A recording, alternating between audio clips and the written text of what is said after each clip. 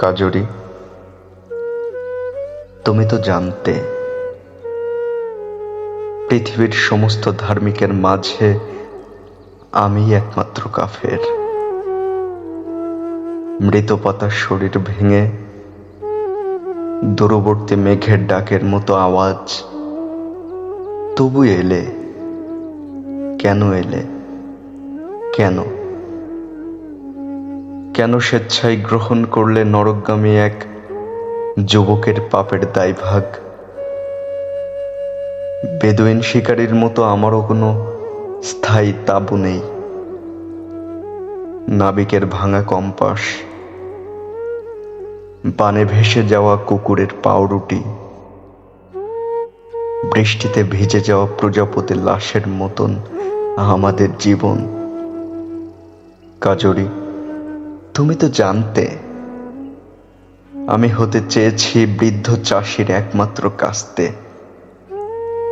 দারোয়ানের ঘুম ঘুম চোখ, প্রেমিকার জন্য জমানো দশম শ্রেণীর বালকের ৩৬ টাকা, হিমালয়ের আওলা বাতাস, যে বাতাসে উড়ে যায় তোমার ঝরা চুল।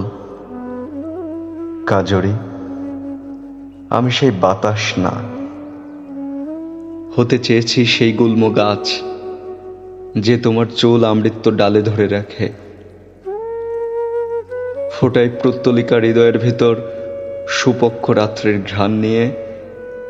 আমি হতে চেয়েছি পৃথিবীর সর্বশেষ মাজনুন। এসব জেনেও তুমি পান করতে চাইলে বিষাক্ত চুম্বন।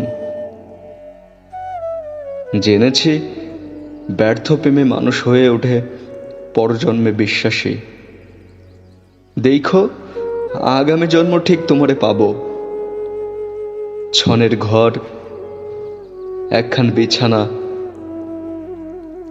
ওই জন্মে তোমারে পাবো। মাঝে কোনো বাদ থাকবো না, ভুইলা যাওয়ার ফাঁদ থাকবো না। কাজ শেষে জলদি ফিরে আসবো ঘরে। তোমার ঠোঁট থেকেই নিব আমার তামুকের আগুন। দেখো, পরের জন্মে ঠিক তোমারে পাবো।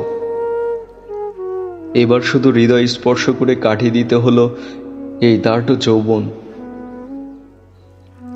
তোমার আমার তফাৎ না পাওয়ার দহন নিয়েও কেন তুমি এলে? কাজরি, এই দহনে কেন পড়লে নিজে? কেন পোড়ালে আমায়?